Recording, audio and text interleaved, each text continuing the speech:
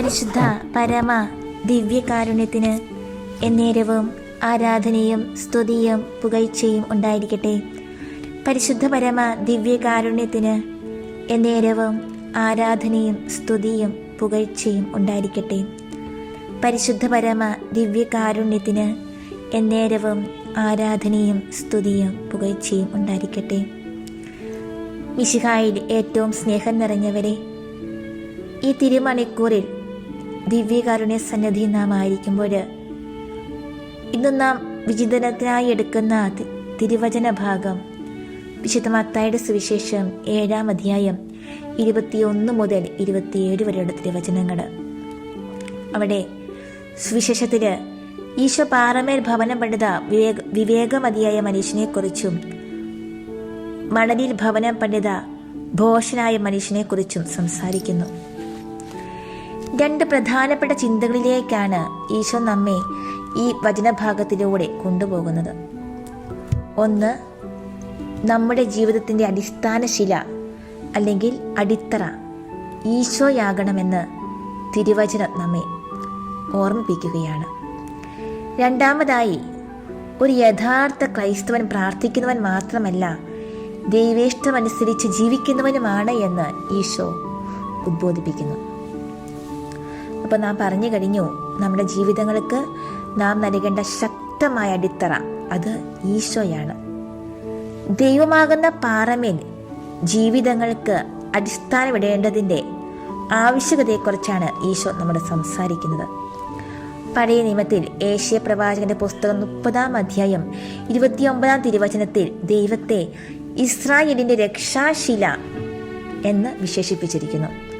പുതിയ നിയമത്തിലേക്ക് കടന്നു വരുമ്പോൾ വിശുദ്ധ പൗലോസ്ലീഹ കൊരിന്തോസുകാരുടെ സഭയ്ക്ക് എഴുതിയ 1-ാം ലേഖനം 10-ാം അധ്യായം 4-ാം തിരുവചനത്തിൽ പൗലോസ്ലീഹ ഉറപ്പിച്ച് പറയുകയാണ്, ഒരു യഥാർത്ഥ ക്രൈസ്തവന്റെ ആത്മീയശില അല്ലെങ്കിൽ അടിത്തറ മിശിഹായാണെന്ന്. വചനം ആവർത്തിച്ച് പറയുന്ന ഒരു കാര്യം ഇതാണ്: മണൽപ്പുറത്ത് അടിസ്ഥാനമിടുന്ന ഭവനങ്ങൾ തകരുന്നു, പാറമേൽ അടിസ്ഥാനമിടുന്ന ഭവനങ്ങൾ നിലനിൽക്കുന്നു. പ്രധാനമായും മിശിഹായിൽ അടിസ്ഥാനമുറപ്പിച്ചവർ അവിടുത്തെ ശക്തി മനസ്സിലാക്കുന്നു. ലോകത്തിൽ അനേകർ മിശിഹായാകുന്ന അടിത്തറമേൽ ഉറച്ചു നിന്നവരായിട്ടുണ്ട്. ആരോഗ്യരംഗത്ത് വൻ കുതിച്ചുചാട്ടത്തിന് കാരണമായ MRI സ്കാനർ കണ്ടുപിടിച്ചത് ഡോക്ടർ റെയ്മണ്ട് വാഹൻ ഡെമേഡിയൻ ആയിരുന്നു. തൻ്റെ കണ്ടുപിടുത്തത്തെക്കുറിച്ച് അദ്ദേഹം എഴുതിയത്, എൻ്റെ വിജയത്തിൻ്റെ പിന്നിൽ ഞാൻ ആശ്രയമുറപ്പിച്ച എൻ്റെ ദൈവത്തിൻ്റെ കരങ്ങളായിരുന്നു എന്നാണ്. എൻ്റെ വിജയത്തിൻ്റെ പിന്നിൽ ഞാൻ ആശ്രയമുറപ്പിച്ച എൻ്റെ ദൈവത്തിൻ്റെ കരങ്ങളായിരുന്നു എന്ന്.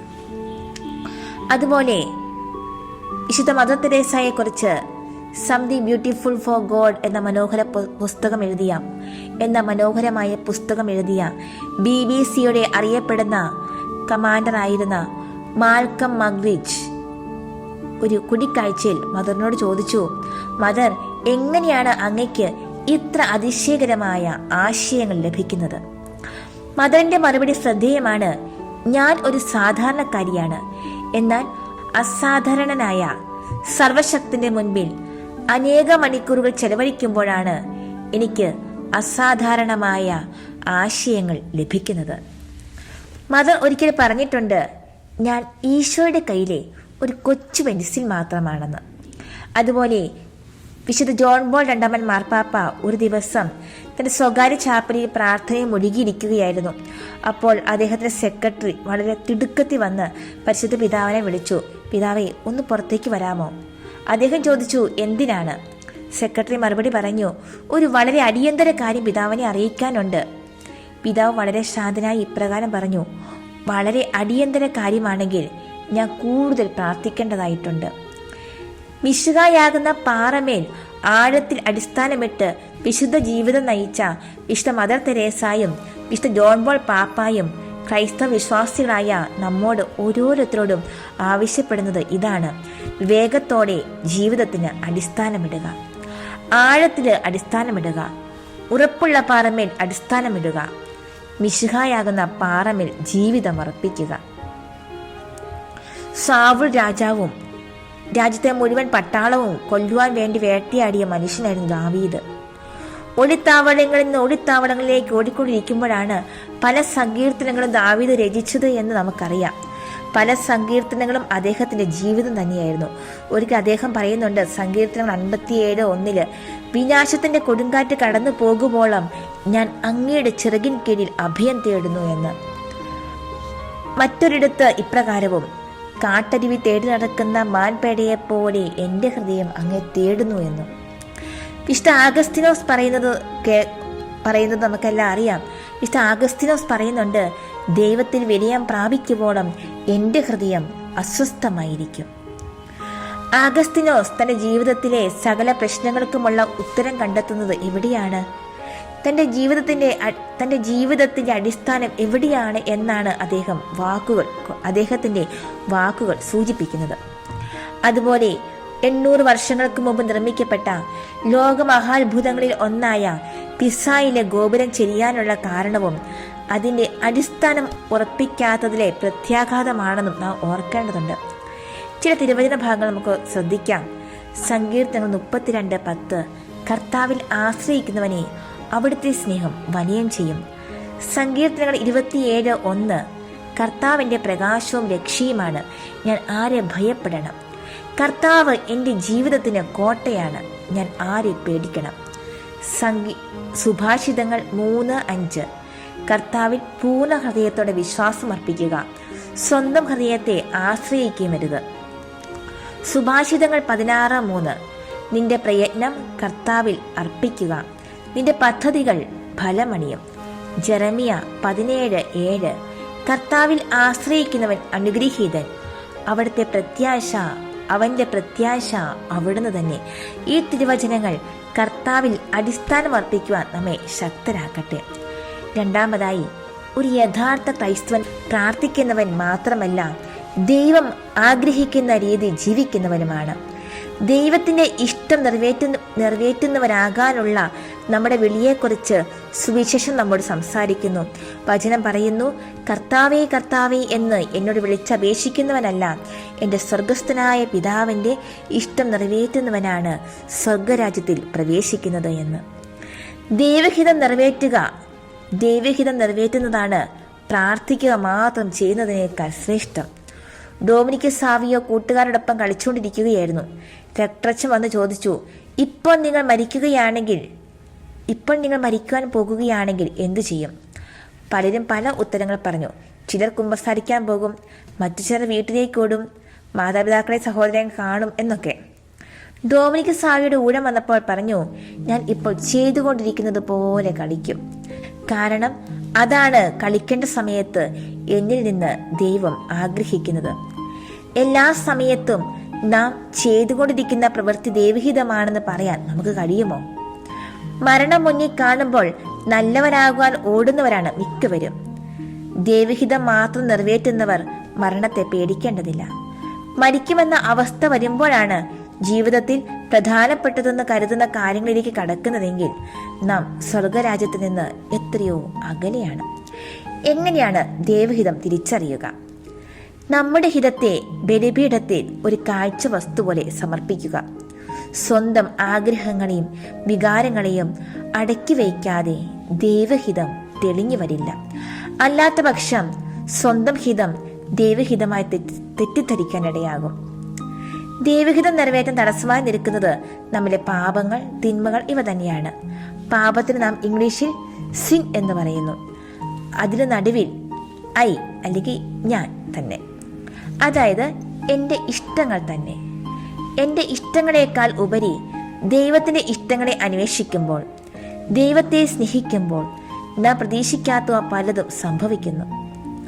പൗലോസ്ലീഹ റോമാന്യ സഭയ്ക്കെതിരെ ലേഖനത്തിൽ പറയുന്നുണ്ട്, ദൈവത്തെ സ്നേഹിക്കുന്നവർക്ക്, അവിടുത്തെ പദ്ധതി അനുസരിച്ച് വിളിക്കപ്പെട്ടവർക്ക് അവിടുന്ന് സകലവും നന്മയ്ക്കായി പരിണമിപ്പിക്കുന്നുവെന്ന് നമുക്കറിയാമല്ലോ എന്ന്. നമ്മുടെ ഇഷ്ടങ്ങളെ ത്യജിച്ച് ദൈവത്തെ സ്നേഹിച്ചാൽ നമ്മളെ സിൻ മാറി നാമെല്ലാം സൺ ആയി ദൈവത്തിൻ്റെ പുത്രന്മാരും പുത്രിമാരുമായി മാറും. നമുക്കും പ്രാർത്ഥിക്കാം.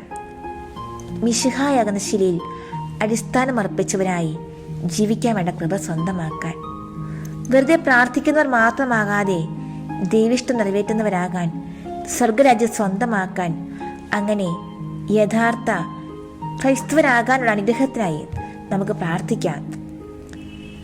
ഈ നോമ്പ് കാലത്തിൽ നമ്മുടെ ഇഷ്ടങ്ങളെ വെടിയാനുള്ള നോമ്പായിരിക്കട്ടെ നമ്മൾ എടുക്കേണ്ടത്. അതിനായി നല്ല ദൈവം നമ്മെ ഓരോരുത്തരെയും അനുഗ്രഹിക്കട്ടെ എന്ന പ്രാർത്ഥനയോടെ നമുക്ക് ദിവ്യകാരുണ്യ ആരാധനയിലേക്ക് പ്രവേശിക്കാം. ഏറ്റവും സജീവനായി ദിവ്യകാരുണ്യത്തിൽ എഴുന്നള്ളിയിരിക്കുന്ന പിതാവും പുത്രനും പരിശുദ്ധാത്മാവുമായ ത്രിയേക ദൈവമേ, ഈ തിരുമണിക്കൂറിൽ അങ്ങയുടെ സന്നിധാനത്തിനായിരുന്നു കൊണ്ട് ഞങ്ങൾ അങ്ങയെ ആരാധിക്കുന്നു, സ്തുതിക്കുന്നു, മഹത്വപ്പെടുത്തുന്നു. ഈശോയെ, ഞങ്ങൾ ഈ നിമിഷങ്ങളിൽ ധ്യാനിക്കുകയായിരുന്നു. ഞങ്ങളുടെ ഇഷ്ടങ്ങളെ ത്യജിച്ചാൽ മാത്രമേ ഞങ്ങൾക്ക് അങ്ങയുടെ സ്വന്തമാകുവാനായി സാധിക്കുകയുള്ളൂ. അങ്ങയിൽ അടിസ്ഥാനമുറപ്പിച്ചാൽ മാത്രമേ ഞങ്ങളുടെ ജീവിതം അങ്ങ് ആഗ്രഹിക്കുന്നത് പോലെ ഫലമണിയുകയുള്ളൂ. ഈശോയെ, അങ്ങ് അങ്ങയുടെ ജീവിതകാലം മുഴുവൻ പിതാവായ ദൈവത്തിൽ അങ്ങയുടെ ജീവിതം അടിസ്ഥാനമിട്ടു. പിതാവായ ദൈവത്തിൻ്റെ ഹിതപ്രകാരം മാത്രം ജീവിച്ചു. അതിൻ്റെ ഫലമായിരുന്നല്ലോ കാൽവരിയിലേക്കുള്ള കുരിശുയാത്ര. ഞങ്ങളും ആ യാത്രയിൽ അങ്ങയുടെ കൂടെ സഞ്ചരിക്കട്ടെ.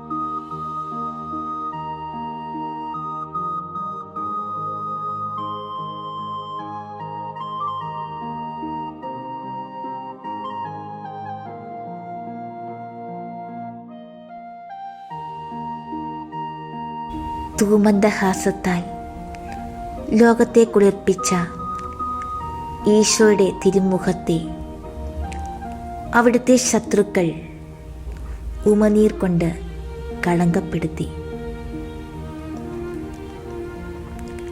നിർമ്മലരായ കുഞ്ഞുങ്ങളെ വാത്സല്യപൂർവ്വം തലോടുകയും രോഗികളെ സുഖപ്പെടുത്തുകയും ചെയ്ത മനോഹരമായ കരങ്ങളെ അവർ ബന്ധിക്കുകയും ആണികൾ കൊണ്ട് തുളയ്ക്കുകയും ചെയ്തു. നന്മ ചെയ്തുകൊണ്ട് കടന്നുപോയ ഈശോയുടെ പാദപത്മങ്ങളെ മരക്കുരിശോട് ചേർത്ത് അവർ ആണിതറച്ചു. അധ്വാനിക്കുന്നവരെയും ഭാരം വഹിക്കുന്നവരെയും തൻ്റെ തിരുമാറോട് ചേർത്ത് ആശ്വസിപ്പിച്ച സ്നേഹം വഴിഞ്ഞൊഴുകുന്ന ഈശോയുടെ ഹൃദയം കുന്തം കൊണ്ടവർ കുത്തിത്തുറന്നു. അവർ വിചാരിച്ചു അവൻ എന്നേക്കുമായി മരിച്ചെന്ന്. ഇല്ല, അവൻ മരിച്ചില്ല, എന്നേക്കും ജീവിക്കുന്നു.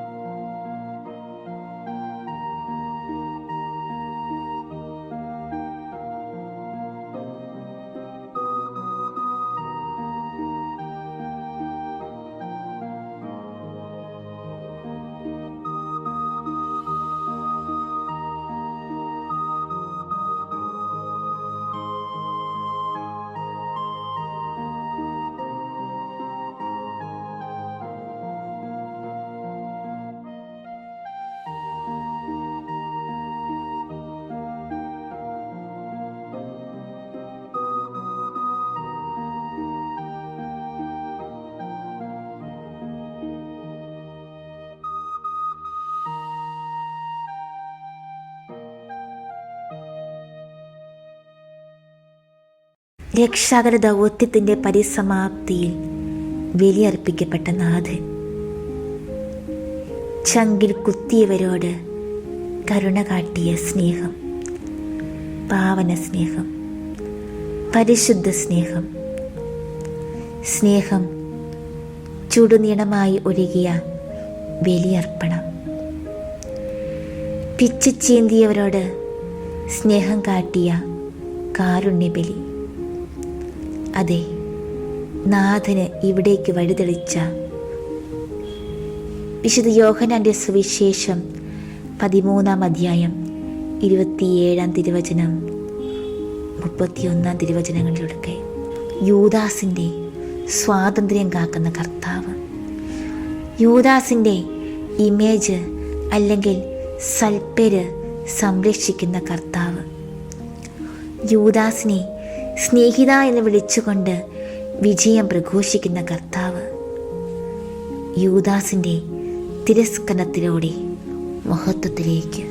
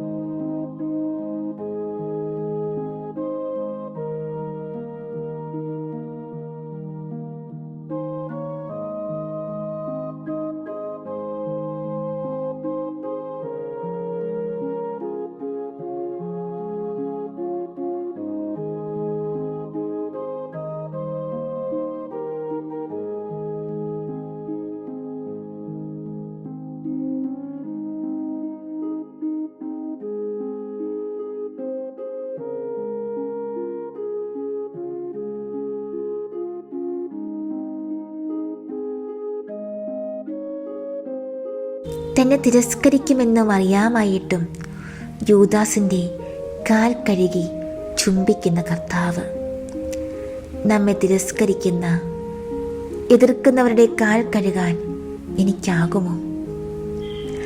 അനീതിക്കിരയായവരെ, സ്വാതന്ത്ര്യം നിഷേധിക്കപ്പെട്ടവരെ, സമ്മർദ്ദങ്ങൾക്ക് അടിമപ്പെട്ടവരെ, സമൂഹം ഒറ്റപ്പെടുത്തുന്നവരെ, ആദിയുടെ ഗർത്തത്തിൽ പിടഞ്ഞു വീഴുന്നവരെ കാണാൻ എൻ്റെ മിഴികൾക്ക് സാധ്യമോ?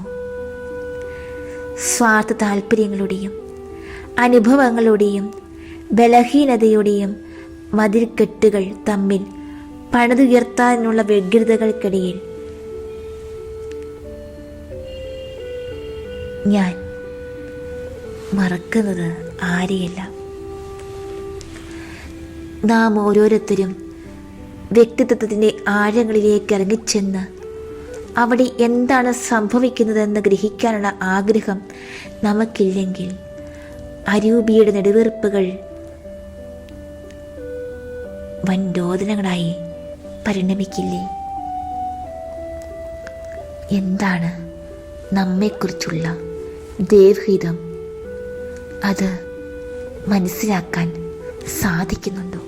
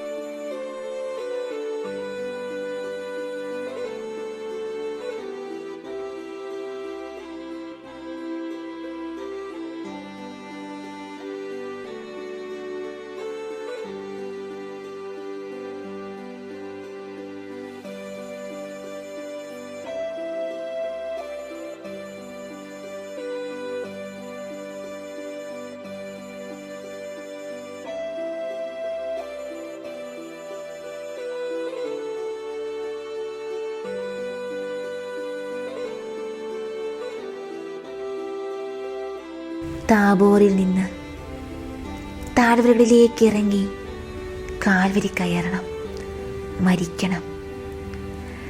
താഴ്മയുടെ ജീവിതം നയിക്കുന്ന വ്യക്തി പരിപൂർണ ഹോമയാഗമായി തീരും. പൂക്കളും പുഴകളും നീർച്ചാലുകൾ നിറഞ്ഞ പറുദീസ ദൈവം മനുഷ്യന് നൽകി. തേനൊഴുകുന്ന വാഗ്ദത്ത ഭൂമിയും അതോടൊപ്പം ചുട്ടുവഴുക്കുന്ന മലർക്കാടും രക്തമൊഴുകുന്ന ഗോൽഗോഥായും മരുഭൂമിയും ചോരയും വാളും സ്നേഹത്തിൻ്റെ സമ്മാനങ്ങൾ. ഗുരു നടന്ന അതേ വഴിയാണ് ശിഷ്യ നടക്കേണ്ട വഴിയും. അത് ചെയ്തു കൂട്ടുന്ന വലിയ പ്രവൃത്തികളോ നെയ്തു കൂട്ടുന്ന പ്ലാനുകളോ സഹനത്തിൻ്റെ ആധിക്യമോ ഒന്നുമല്ല. പദം വന്ന മനോഭാവം, സ്നേഹം മുറ്റിനിൽക്കുന്ന ഹൃദയത്തിൻ്റെ സാത്വികത, കാരുണ്യം കതിരി വീശുന്ന ജീവിതം, ക്ഷമിക്കുന്നതിൽ ആനന്ദം കണ്ടെത്തുന്ന ഉദാരത, പരിമിതികളിൽ കണ്ടെത്തേണ്ട സംതൃപ്തി, പ്രാർത്ഥനയിൽ ഒന്നുചേരുന്ന തീരാത്ത നിർവൃതി. അതെ, കുരിശു ചുമന്നവനെ സ്വന്തമാക്കുവാൻ അനിവാര്യമായ ഘടകങ്ങളാണിവ. കുരിശു ചുമന്നവനെ അടിത്തറയാക്കാൻ, അടിസ്ഥാനമാക്കാൻ സഹായകമാകുന്ന കാര്യങ്ങൾ.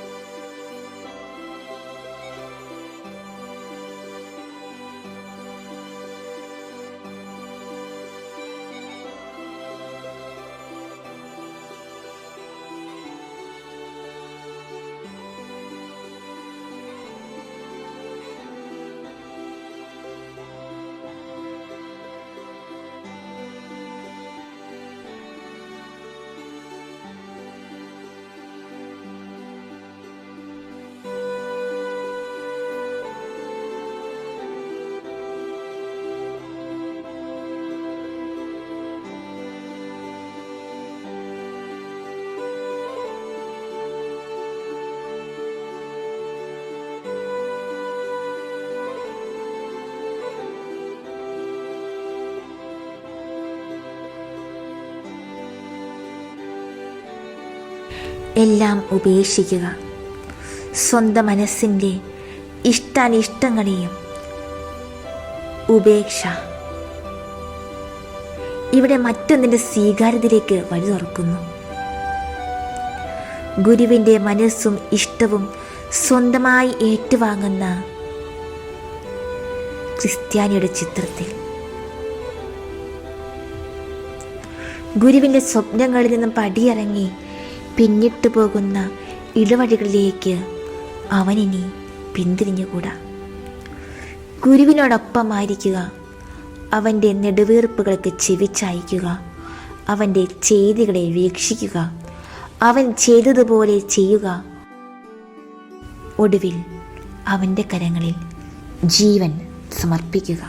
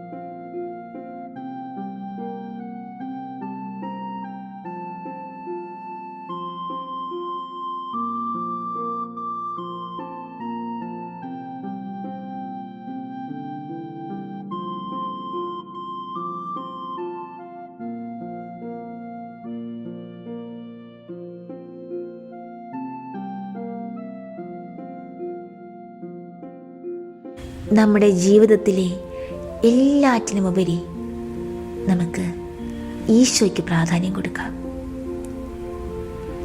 അധികാരം ഉപേക്ഷിച്ച് എന്തിന് തനിക്ക് തന്നെ സ്വന്തമായുള്ള നെഞ്ചിലെ അഹംബോധത്തെയും വെടിഞ്ഞ് ഗുരുപാദത്തിൽ ഒഴിഞ്ഞ പാത്രം കണക്കെ അപരന് വേണ്ടി ഹോമിക്കപ്പെടാനുള്ള ബലിവസ്തുവായി അനുദിന ജീവിത അനുഭവങ്ങളുടെ വഴിയിലൂടെ കാൽവരിയിലെ യാഗപീഠത്തിലേക്ക് നടന്നു നീങ്ങാം.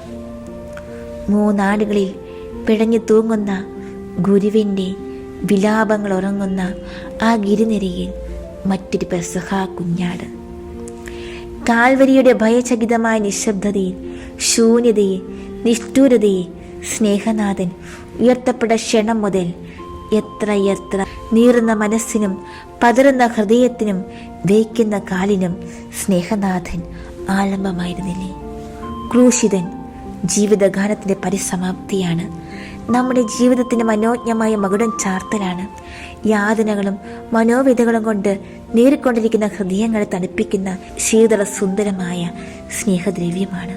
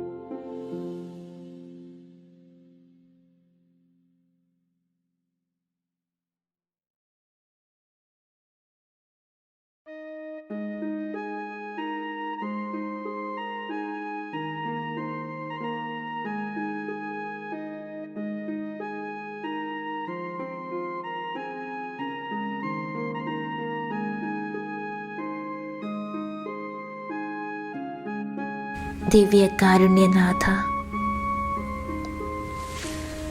അങ്ങയുടെ തിരുസന്നിധിയിലേക്ക് ഞങ്ങൾ സമർപ്പിക്കുകയാണ് ഞങ്ങളുടെ ജീവിതങ്ങളെ, ഞങ്ങളുടെ കുടുംബങ്ങളെ, ഞങ്ങളുടെ കുടുംബാംഗങ്ങളെ, ഞങ്ങളുടെ കുടുംബത്തിൻ്റെ എല്ലാ നിയോഗങ്ങളെയും, ഞങ്ങൾ നേരിട്ടുകൊണ്ടിരിക്കുന്ന അനേക പ്രതിസന്ധികളെ ഈശോയെ കരുണയായിരിക്കണം. ഈശോയെ കരുണയായിരിക്കണമേ. ഈശോയെ ഞങ്ങളുടെ മേൽ കരുണയായിരിക്കണമേ. ഞങ്ങൾക്ക് ഇത്രയുമൊക്കെ ആകൂ. ഞങ്ങളുടെ ജീവിത പ്രാരാബ്ധങ്ങൾ ഞങ്ങളെ അങ്ങിൽ നിന്ന് അകറ്റുന്നുണ്ടോ എന്ന് ഞങ്ങൾക്കറിയില്ല. അങ്ങിൽ ആശ്രയിക്കാതെ ഞങ്ങൾ മറ്റ് പലതിലും ആശ്രയിച്ച് പോകുന്നുണ്ടോ എന്ന് ഞങ്ങൾക്കറിയില്ല. ഈശോയെ ക്ഷമിക്കണേ. ഈശോയെ കരുണയായിരിക്കണമേ.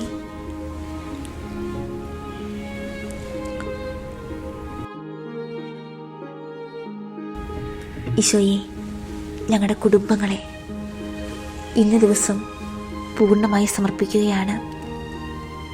ഞങ്ങളുടെ കുടുംബത്തിൻ്റെ എല്ലാ നിയോഗങ്ങളെ സമർപ്പിക്കുകയാണ്. ഞങ്ങളുടെ പ്രിയപ്പെട്ട മക്കളെ സമർപ്പിക്കുകയാണ്. പ്രത്യേകിച്ച് അവർ ഇപ്പോൾ നേരിട്ടുകൊണ്ടിരിക്കുന്ന എല്ലാ ജീവിത പ്രതിസന്ധികളെ സമർപ്പിക്കുകയാണ്. അവരുടെ ഭാവി ജീവിതങ്ങളെ സമർപ്പിക്കുന്നു. ഈശോയെ നന്മയിൽ വളർത്തണമേ. അങ്ങേക്ക് ഏറ്റവും ഇഷ്ടപ്പെട്ട കുഞ്ഞുങ്ങളായി അവരെ വളർത്തണമേ. ഈശോയെ ഞങ്ങളുടെ കുടുംബങ്ങൾ ഇന്ന് ഒത്തിരിയേറെ പ്രതിസന്ധികളിലൂടെ കടന്നു പോവുകയാണ്. അപ്പസ്തോല പ്രവർത്തനങ്ങൾ 16:31 പറയുന്നില്ലേ, കർത്താവായ ഈശോയിൽ വിശ്വസിക്കുക, നീ നിന്റെ കുടുംബവും രക്ഷ പ്രാപിക്കും.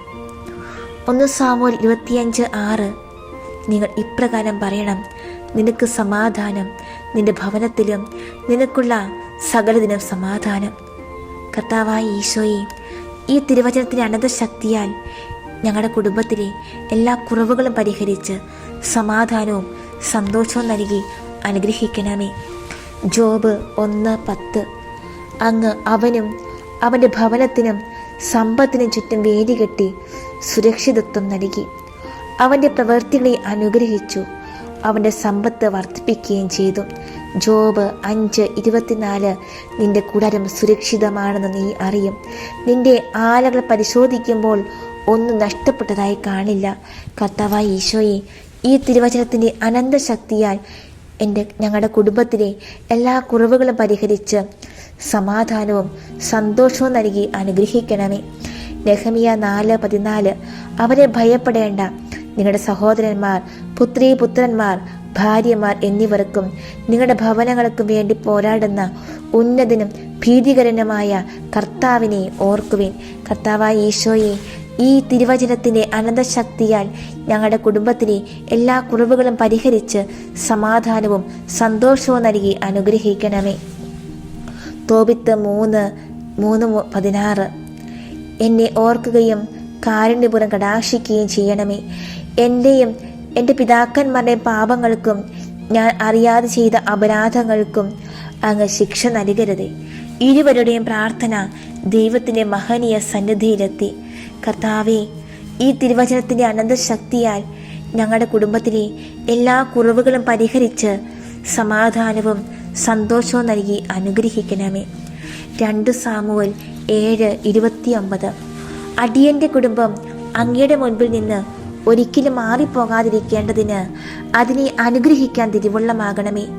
ദൈവമായ കർത്താവെ, അങ്ങ് വാഗ്ദാനം ചെയ്തിരിക്കുന്നു, അവിടുത്തെ അനുഗ്രഹത്താൽ അടിയന്റെ കുടുംബം എന്നേക്കും അനുഗ്രഹീതമാകും. കർത്താവായ യേശുവേ, ഈ തിരുവചനത്തിൻ്റെ അനന്തശക്തിയാൽ ഞങ്ങളുടെ കുടുംബത്തിലെ എല്ലാ കുറവുകളും പരിഹരിച്ച് സമാധാനവും സന്തോഷവും നൽകി അനുഗ്രഹിക്കണമേ. ജോഷുവ 24:15. ഞാനും എൻ്റെ കുടുംബവും കർത്താവിനെ സേവിക്കും. ലൂക്ക 19:9. ഈശോ അവനോട് പറഞ്ഞു, ഇന്ന് ഈ ഭവനത്തിന് രക്ഷ ലഭിച്ചിരിക്കുന്നു. കർത്താവായ ഈശോയെ, ഈ തിരുവചനത്തിൻ്റെ അനന്തശക്തിയാൽ ഞങ്ങളുടെ കുടുംബത്തിലെ എല്ലാ കുറവുകളും പരിഹരിച്ച് സമാധാനവും സന്തോഷവും നൽകി അനുഗ്രഹിക്കണമേ. ഏശയ്യ 59:21. കർത്താവ് അരുളി ചെയ്യുന്നു, ഞാൻ അവരുമായി ചെയ്യുന്ന ഉടമ്പടി ഇതാണ്. നിന്റെ മേലുള്ള എൻ്റെ ആത്മാവും നിന്റെ അധരങ്ങളിൽ ഞാൻ നിക്ഷേപിച്ച വചനങ്ങളും നിന്റെയോ നിന്റെ സന്താനങ്ങളുടെയോ അവരുടെ സന്താനങ്ങളുടെയോ അധരങ്ങളിൽ നിന്ന് ഇനി ഒരിക്കലും അകന്നു പോവുകയില്ല. കർത്താവാണ് ഇത് അരുളി ചെയ്യുന്നത്. കർത്താവായ ഈശോയെ, ഈ തിരുവചനത്തിൻ്റെ അനന്തശക്തിയാൽ ഞങ്ങളുടെ കുടുംബത്തിലെ എല്ലാ കുറവുകളും പരിഹരിച്ച് സമാധാനവും സന്തോഷവും നൽകി അനുഗ്രഹിക്കണമേ. സങ്കീർത്തനങ്ങൾ 112:1-3. കർത്താവിനെ സ്തുതിക്കുവിൻ. കർത്താവിനെ ഭയപ്പെടുകയും അവിടുത്തെ കൽപ്പനകളിൽ ആനന്ദിക്കുകയും ചെയ്യുന്നവൻ ഭാഗ്യവാൻ. അവൻ്റെ സന്തതി ഭൂമി പ്രബലമാകും. സത്യസന്ധരുടെ തലമുറ അനുഗ്രഹീതമാകും. അവൻ്റെ ഭവനം സമ്പദ് സമർത്ഥമാകും. അവൻ്റെ നീതി എന്നേക്കും നിലനിൽക്കും. സങ്കീർത്തനങ്ങൾ 115:12. കർത്താവിന് നമ്മെക്കുറിച്ച് വിചാരമുണ്ട്. അവിടുന്ന് നമ്മെ അനുഗ്രഹിക്കും. അവിടുന്ന് ഇസ്രായേൽ ഭവനത്തെ ആശീർവദിക്കും. അഹ്റോന്റെ ഭവനത്തെ അനുഗ്രഹിക്കും. കർത്താവായ ഈശോയെ, ഈ തിരുവചനത്തിൻ്റെ അനന്തശക്തിയായി ഞങ്ങളുടെ കുടുംബത്തിലെ എല്ലാ കുറവുകളും പരിഹരിച്ച് സമാധാനവും സന്തോഷവും നൽകി അനുഗ്രഹിക്കണമേ. സങ്കീർത്തനം 128:1-3. കർത്താവിനെ ഭയപ്പെടുകയും അവിടുത്തെ വഴികളിൽ നടക്കുകയും ചെയ്യുന്നവൻ ഭാഗ്യവാൻ. നിന്റെ അധ്വാന ഫലം നീ അനുഭവിക്കും. നീ സന്തുഷ്ടനായിരിക്കും. നിനക്ക് നന്മ വരും. നിന്റെ ഭാര്യ ഭവനത്തിൽ ഫലസമർത്ഥമായ മുന്തിരി പോലെയായിരിക്കും.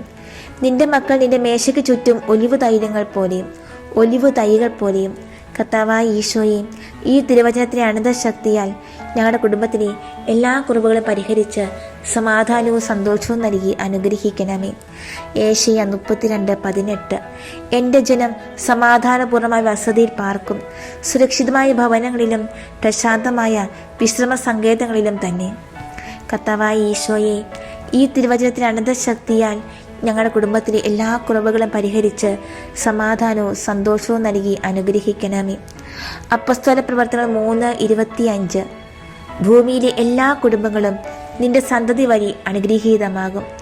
അപ്പസ്തോല പ്രവർത്തനങ്ങൾ 10:2. അവനും കുടുംബവും ദൈവഭയവും ഭക്തിയുമുള്ളവരായിരുന്നു. അവൻ ജനങ്ങൾക്ക് ഉദാരമായ ദാനധർമ്മം ചെയ്യുകയും ദൈവത്തോട് നിരന്തരം പ്രാർത്ഥിക്കുകയും ചെയ്തു പോന്നു. കർത്താവായ ഈശോയെ, ഈ തിരുവചനത്തിൻ്റെ അനന്തശക്തിയാൽ ഞങ്ങളുടെ കുടുംബത്തിലെ എല്ലാ കുറവുകളും പരിഹരിച്ച് സമാധാനവും സന്തോഷവും നൽകി അനുഗ്രഹിക്കണമേ.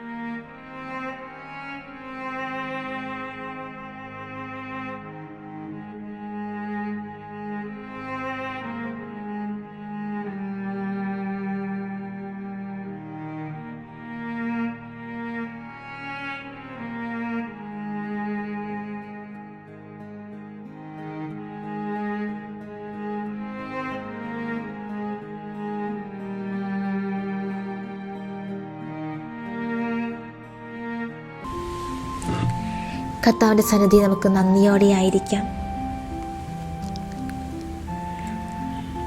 തിരുവചനത്തിൻ്റെ അഭിഷേക ശക്തി നമ്മിൽ അറിയുവാനായി നമുക്ക് പ്രാർത്ഥിക്കാം.